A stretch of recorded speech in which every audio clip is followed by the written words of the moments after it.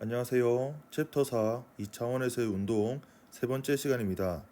이번 시간에는 접선 및 지름 가속도와 상대 속도와 상대 가속도를 다루어 보겠습니다. 그림의 검정색 점선과 같이 입자가 곡선 경로를 따라 움직이고 속도, 크기와 방향이 모두 변하는 경우를 살펴보겠습니다. 입자가 점 A, B, C 순서로 이동한다고 할 때 그 지점에서의 가속도를 보라색 벡터로 나타냈습니다. 그리고 이 가속도를 지름 방향의 가속도와 접선 방향의 가속도로 성분분해할 수 있습니다. 먼저 점 A를 보면 접선 가속도가 운동 방향과 동일하므로 접선 방향의 속도가 빨라지는 것을 알 수 있고, 지금 A점은 이 파란색 원 궤도의 일부라고 볼 수 있으므로 지름 가속도는 원의 중심을 향하는 방향이라는 것을 알 수 있습니다. 그리고 점 B에서는 접선 가속도가 운동 방향과 반대이므로 속도가 느려지는 것을 알 수 있고, 마찬가지로 이 파란색 점선 궤도의 원 궤도의 일부이기 때문에 지름 가속도는 원의 중심을 향하는 방향으로 이루어짐을 알 수 있습니다. 마지막으로 점 C는 궤도가 거의 직선에 가까워서 원 궤도의 반지름이 크므로 지름 가속도는 상대적으로 작다는 것을 알 수 있습니다. 왜냐하면 밑에 나오지만 지름 가속도는 그 크기가 이전에 배웠던 구심 가속도와 동일한데 R분의 V 제곱에서 원 궤도의 반지름이 크다, R이 크다라는 건 상대적으로 지름 가속도는 그 값이 작다 알 수 있고, 여기 상대적으로 지름 방향의 가속도도 좀 작게 화살표로 그려놓은 것을 알 수 있습니다. 수식으로 정리해보면 전체 가속도 벡터는 지름 방향의 지름 가속도와 접선 가속도의 합으로 나타낼 수 있음을 알 수 있습니다. 이때 접선 가속도 AT라고 하는 접선 가속도는 dv dt의 크기를 나타내는데, 이는 속도의 크기의 변화량을 나타내는 것으로 속력이 얼마나 많이 변하냐, 즉 속력의 변화량을 의미한다 라고 생각하면 됩니다. 따라서 만약 접선 가속도가 0이다 라고 하면 속력이 변하지 않는다, 즉 속력이 일정하다라는 거니까 바로 등속 원운동이 되는 경우, 바로 여기에서 접선 가속도가 0인 운동이다 라고 이야기를 할 수 있고요. 그 다음에 지름 가속도가 의미하는 것은 뭐냐 라고 하면 우리가 이전 시간에 다루었던 구심 가속도와 의미하는 바가 같습니다.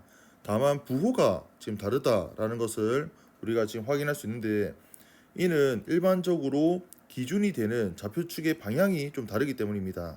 먼저 지금 여기서 다루고 있는 지름 가속도 같은 경우는 일반적으로 원점으로부터 바깥쪽으로 향하는 걸 플러스로 설정하는 것이 기준인데, 지금 이 상황에서 지름 가속도는 원의 중심을 향하기 때문에 보호를 마이너스를 사용하고 있습니다. 그래서 지름 가속도는 마이너스 r분의 v 제곱인 걸 확인할 수 있고요.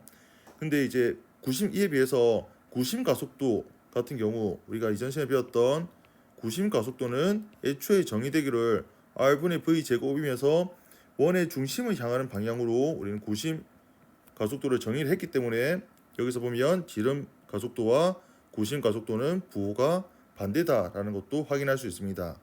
만약 지름 가속도가 0이다 라는 것은 뭘 의미할까요? 바로 마이너스 r분의 v 제곱이 0이 되어야 하는데, 그러려면 이 r이 무한대가 되면 됩니다.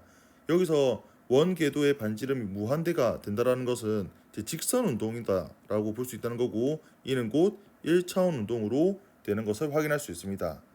따라서 전체 가속도는 루트 지름 가속도의 제곱 더하기 접선 가속도의 제곱으로 이러한 관계식을 갖게 됩니다. 이번 슬라이드는 구심력에 대해서 한번 살펴보겠습니다.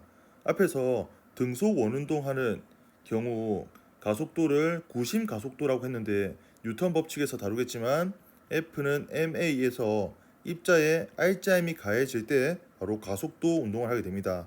즉 역으로 생각하면 등속 원운동은 가속도 운동이므로 입자의 R자임이 가해지는 상황이다 라는 것으로, 이때 그 힘을 우리는 구심이라는 이름을 붙여서 구심력이라고 이야기를 합니다.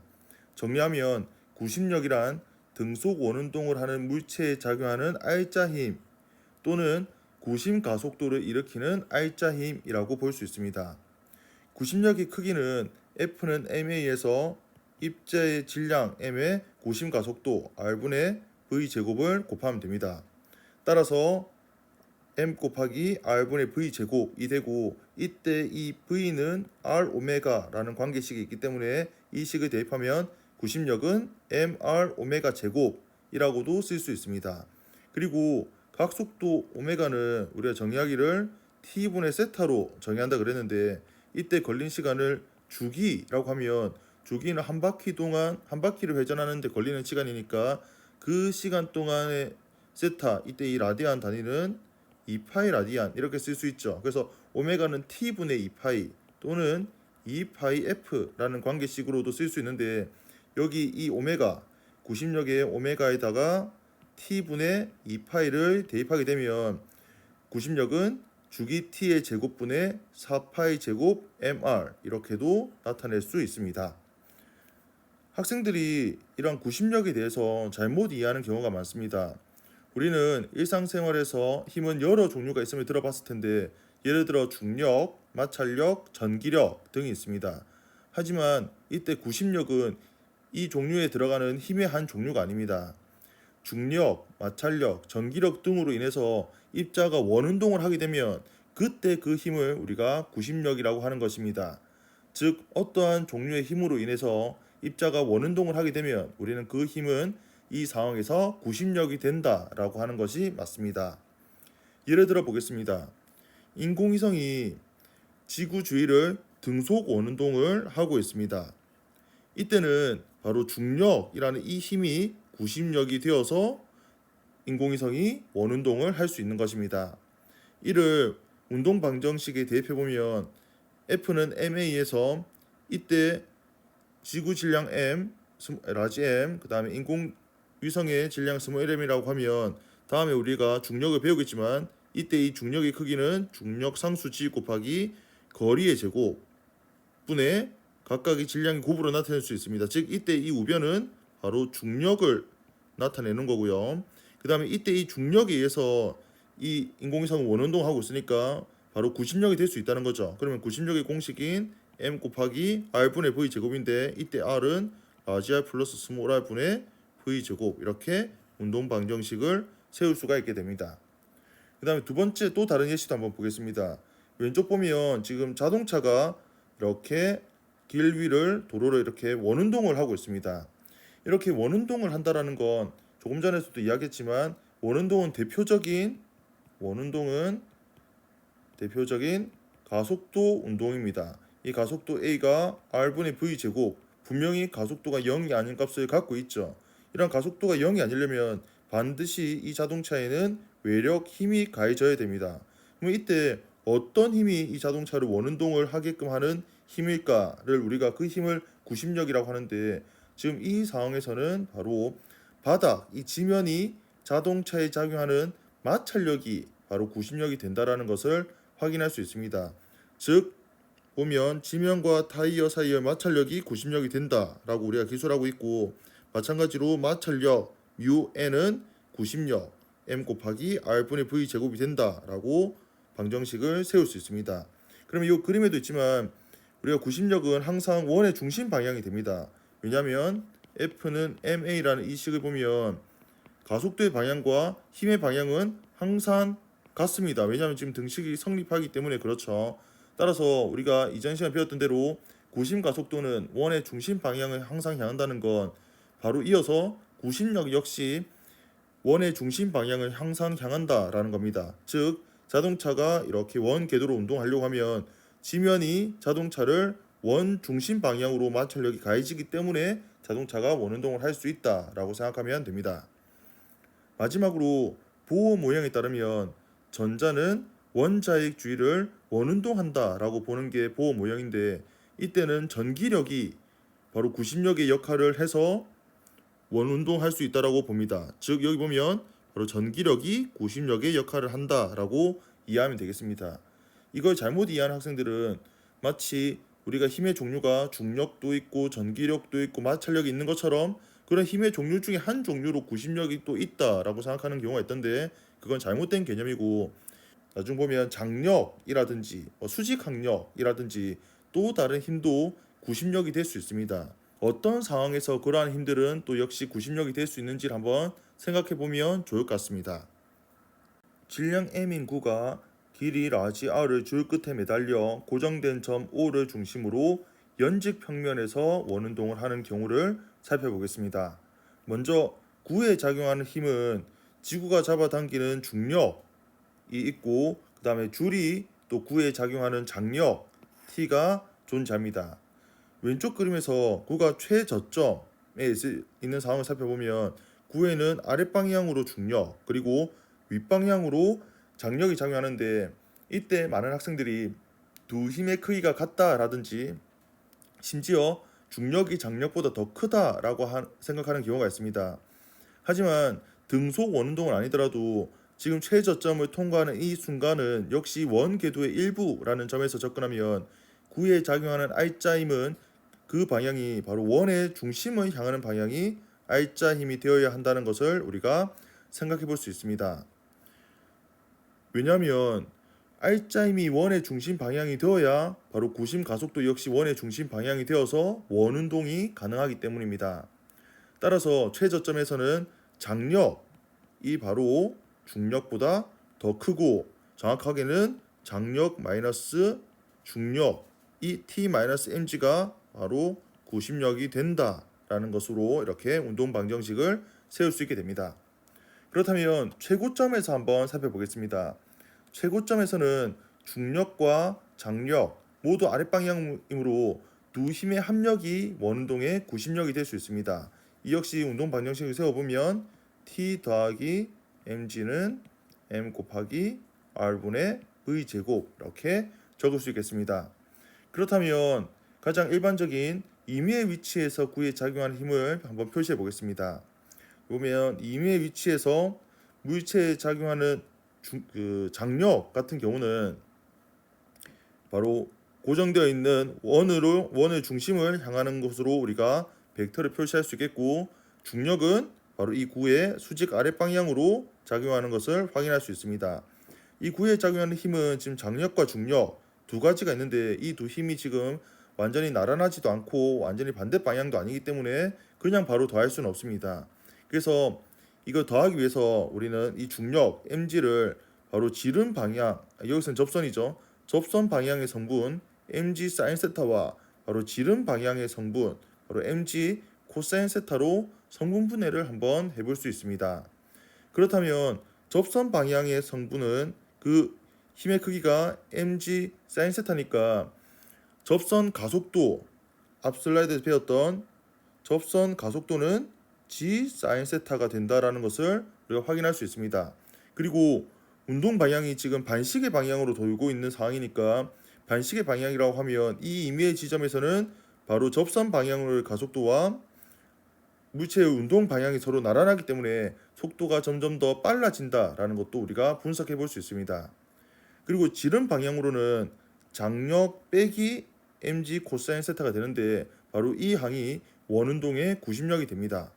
방정식을 세우면 t-mg 코사인 세타가 m 곱하기 r분의 v제곱이라고 쓸 수 있습니다. 이로부터 장력 t는 mg 곱하기 rg분의 v제곱 더하기 코사인 세타 이렇게 방정식을 유도할 수 있는데 이를 통해서 구에 작용하는 이 장력 이것은 물체의 속도와 그리고 연직으로부터 각도에 따라서 달라지는 함수임을 알 수 있습니다. 마지막으로 이번 슬라이드는 상대 속도와 상대 가속도를 한번 살펴보겠습니다. 먼저 점 P에 놓인 입자의 운동을 바로 두 명이 관측하는 상황입니다. 그중 관측자 A는 고정되어 있는 기준틀인 SA 좌표계를 통해서 P의 운동을 살펴보고 있고요. 그에 비해서 관측자 B는 바로 고정되어 있는 기준틀 SA로부터 속도 VBA로 오른쪽으로 이동하는 기준틀 SB라는 기준틀에서 물체 P의 운동을 살펴본다 생각하면 됩니다.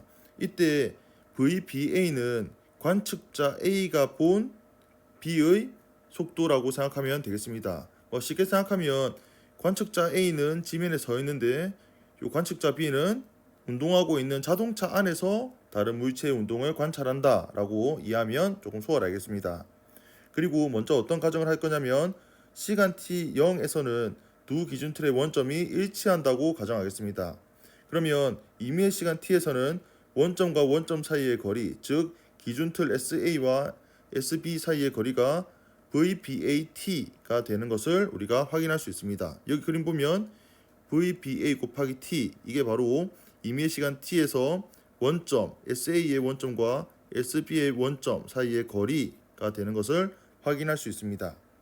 그러면 다음과 같은 위치 벡터 관계식이 성립되는데, 여기 보면 물체가 어떤 임의의 지점 P에 있다라고 할 것 같으면 SA 기준 틀에 있는 관측자 A는 바로 RPA라는 위치 벡터를 나타내서 물체의 위치를 나타낼 수 있습니다. 여기서 RPA란 A가 본 P의 위치 벡터다라는 의미를 가지고 있고요. 그 다음에 똑같은 P의 위치를 관측자 B가 볼 때는 O' 기준으로 보니까 밑에 있는 이 벡터처럼, 즉 RPB라고 하는 B가 본 P의 위치 벡터 이렇게 나타낼 수 있습니다. 이렇게 되면 지금 여기에 검은색으로 이루어진 벡터가 하나의 삼각형을 이룬다고 볼 수 있는데, 그 말은 바로 RPA는 RPB와 VBAT의 합으로 나타낼 수 있다는 겁니다. 이걸 방정식으로 정리하면 다음과 같이 적을 수가 있겠습니다. 그리고 우리가 지금 배우고 싶은 이 단어는 상대 속도와 상대 가속도이기 때문에 이 위치에 대한 정보를 안다라는 것은 한번 시간에 대해서 미분하면 또 속도가 된다는 이야기입니다. 그래서 이 항을 각각 시간에 대해서 한번 미분해 보도록 하겠습니다. 미분하게 되면 지금 여기서는 우리가 어떤 가정을 좀 해볼 거냐면 바로 VBA라고 하는, 즉 좌표계 SA로부터 SB는 오른쪽 방향으로 등속도로 운동한다 라고 가정을 좀 해보겠습니다. 그렇게 되면 지금 VBA가 상수가 되니까 시간 t에 대해서 미분하면 바로 이 상수만 이렇게 남는 것을 확인할 수 있습니다. 지금 슬라이드에서 이 t가 있는데 이건 이제 오타죠. 그냥 없어야 되고 바로 시간 t에 대한 미분이니까 바로 상수항만 남게 되고, 그 다음에 그렇게 되면 이제 정리하면 UPA는 UPB 더하기 VBA 이렇게 되어 있는데, 보통 우리가 속도는 V라는 함수를 쓰지만 우리가 상대 속도 할 때는 그 기호를 V 대신에 U로 쓰는 경우도 종종 있습니다. 그러면 UPA는 바로 뭘까요? 말 그대로 지금 여기 그림에 빨간색 벡터로 표시되어 있는데, 관측자 A가 볼 때 물체 P의 속도 벡터가 UPA라고 한다면, 마찬가지로 오른쪽으로 운동하고 있는 B가 볼 때는 살짝은 왼쪽 방향, 즉 한 11시 방향으로 운동하는 것으로 관찰이 될 겁니다. 즉 UPB는 B가 본 입자 P의 속도다라는 거죠.